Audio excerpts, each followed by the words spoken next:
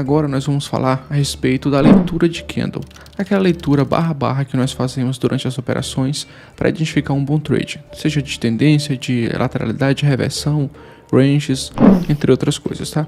Então nós vamos começar aqui de modo linear, falando a respeito dessas barras de sinais. Já adentrando aqui no conteúdo, toda barra ela é ou antecede uma tendência, ou ela é ou antecede uma lateralidade, tá? Seja uma tendência de uma barra só, duas barras, mas essa barra ela é ou antecede uma tendência ou uma lateralidade. Agora vamos entender aqui quais são as barras de tendências, quais são as barras de lateralidade. Uma barra de tendência, ela tem o corpo grande e ela tem pouca sombra. Aqui você pode chamar de pavio, pode chamar de cauda, do que você quiser, tá? Uma barra de lateralidade, ela tem um corpo pequeno e ela tem muita sombra. Quando essas informações não ficarem claras, você observa o contexto que estava acontecendo antes e define essa questão de barra de tendência ou barra de lateralidade. Vou dar um exemplo. Pegando aqui uma movimentação, eu defini aqui algumas barras de tendência e algumas barras de lateralidade, né? Percebemos que é uma movimentação de baixa bem devagarinho. As setas amarelas são barras de lateralidade, até as setas azuis são barras de tendência. E olha só, primeiro o preço começou aqui com essa barra, né, que até então é barra de lateralidade. Por quê? Pouco corpo e muita sombra, né? Corpo pequeno e muita sombra grande. Aqui também, de repente, ele desceu aqui nessa barra forte, que até então era uma barra de tendência, mas em seguida ele respondeu com uma barra de lateralidade.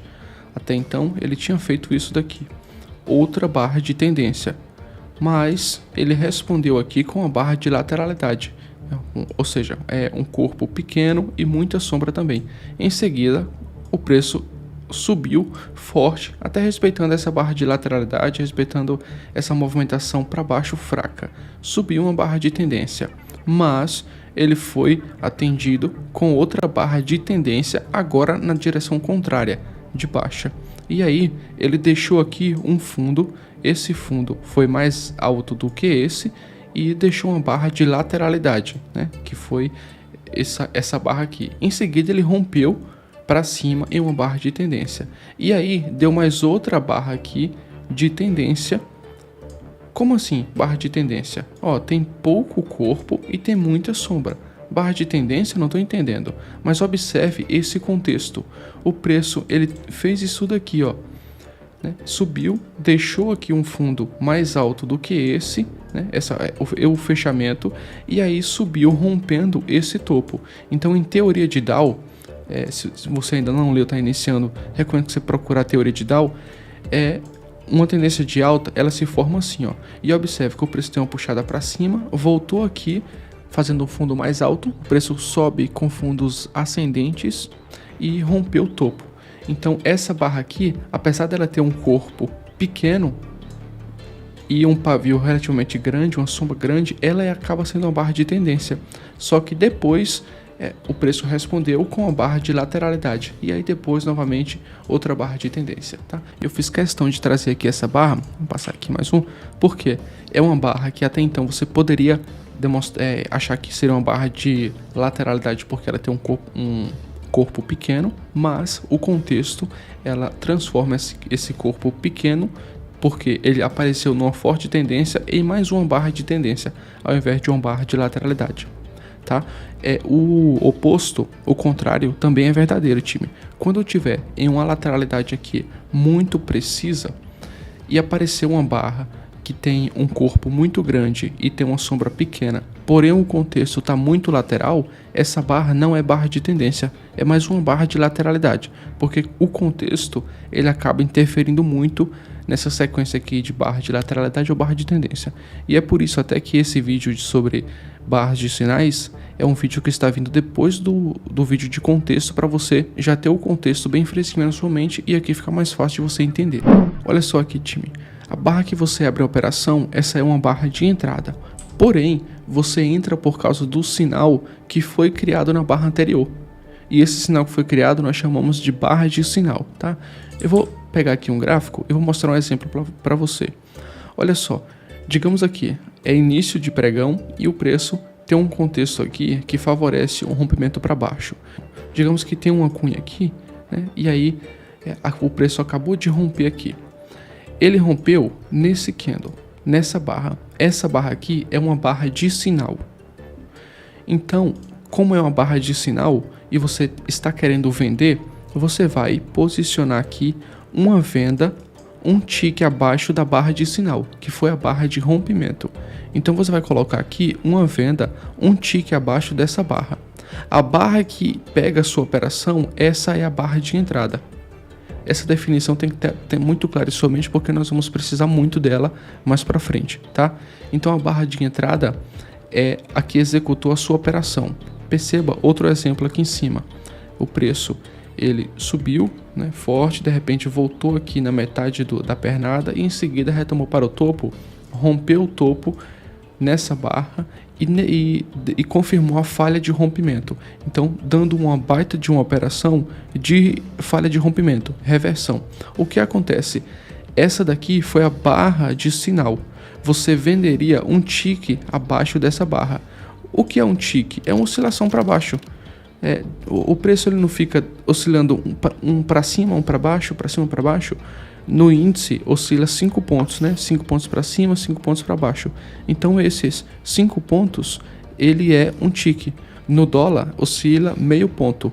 Então meio ponto para cima, para baixo. Esse meio ponto do dólar é um tick. Então no índice você colocaria aqui 5 pontinhos para baixo dessa barra.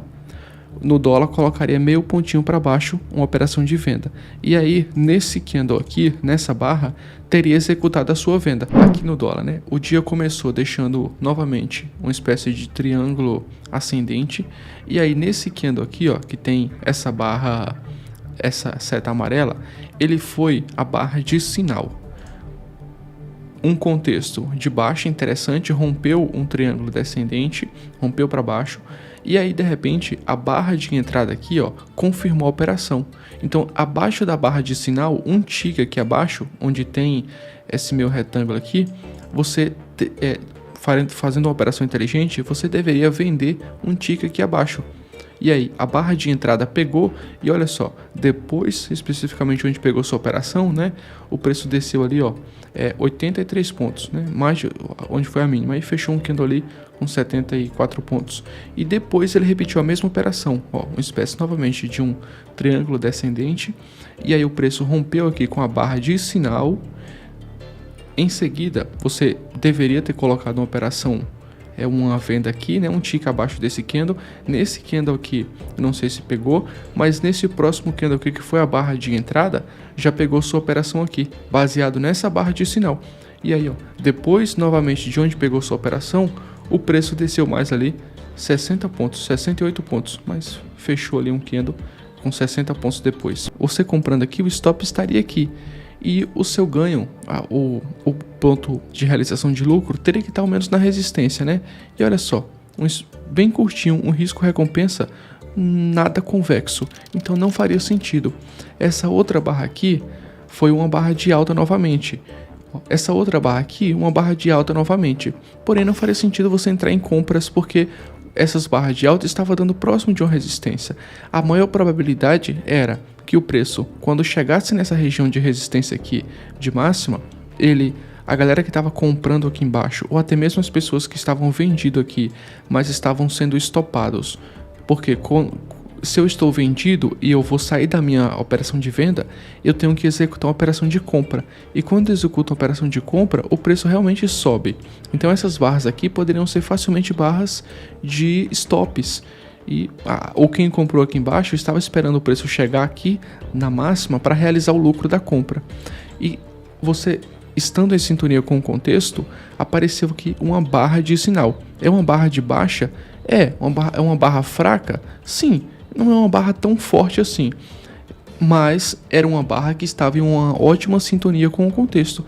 Porque em um movimento forte de alta, que acabou de ser parado em uma resistência, e em resistência você sabe que nós deveríamos vender, e aí fechou uma barra que até então, né, não cumpre todos os requisitos para ser uma barra forte de tendência, mas se você for esperar todas as barras fortes para você entrar em um trade, você nunca vai entrar em uma operação, porque as barras fortes, elas compõem aproximadamente 1% de todas as barras.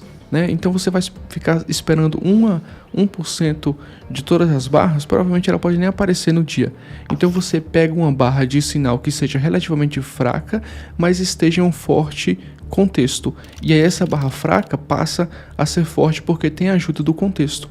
E olha só, na resistência, essa barra aqui, ó, você considerando vender um tick aqui, um tick abaixo dela, o preço pegou aqui, né, na barra de entrada, e aí ele foi lá e caiu, de fato. Pegando um exemplo bem semelhante aqui, desse, ó, bem semelhante mesmo, aqui foi uma barra muito forte, olha só. Tava em uma resistência novamente, né? É um exemplo bem parecido com esse. Tava em uma resistência, agora ao invés do preço dar uma barra de sinal como essa, ele deu uma barra muito forte. Por quê? O corpo está muito grande, né? Tem pouca sobreposição inferior, e quando a barra estiver realmente forçando para baixo, ela tem que ter pouca sobreposição inferior.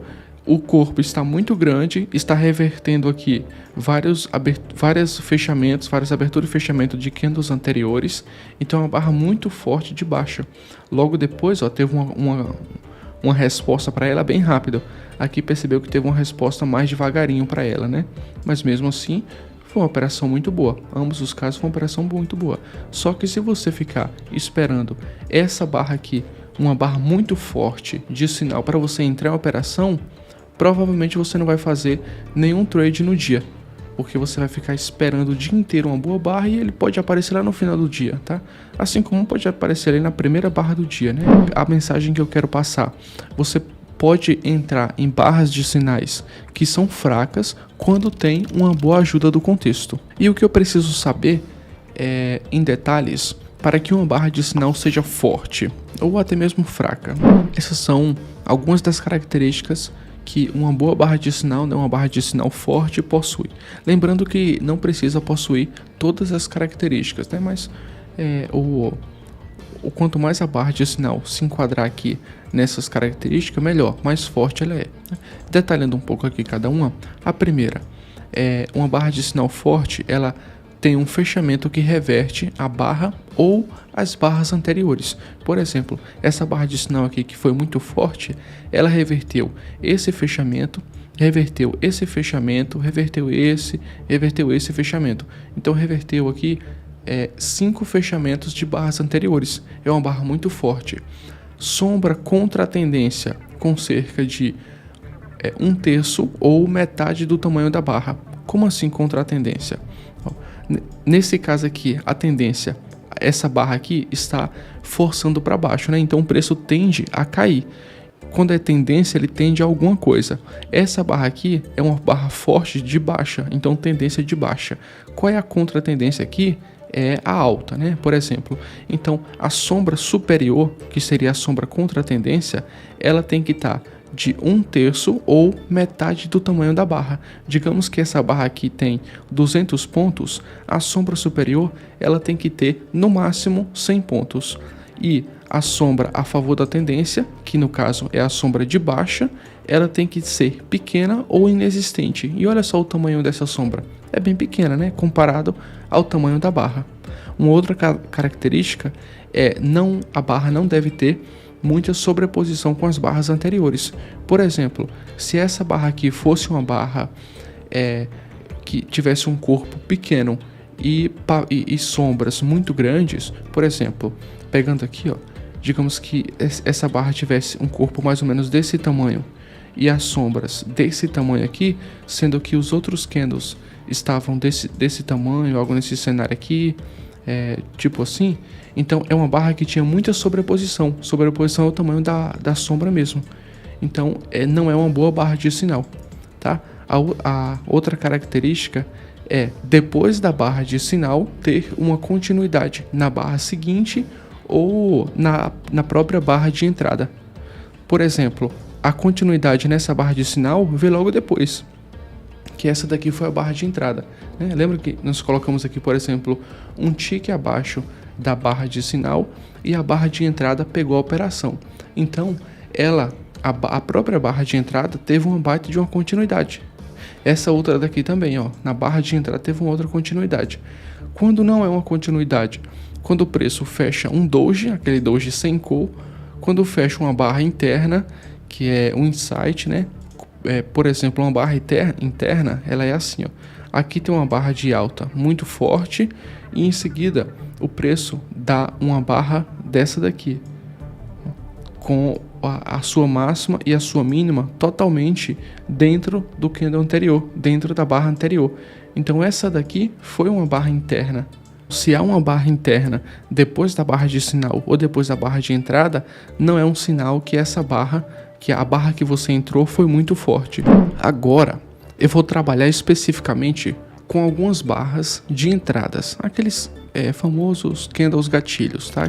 Que depois dele, geralmente, o preço desencadeia uma operação, não apenas com base nele, mas com base nele em sintonia com o contexto, tá? Porém, eu vou deixar para o próximo vídeo. Então, se você viu esse vídeo aqui e ficou um pouco confuso, dá uma pausa agora para você ficar um pouco com a mente um pouco mais aberta e aí a gente vai para o próximo vídeo.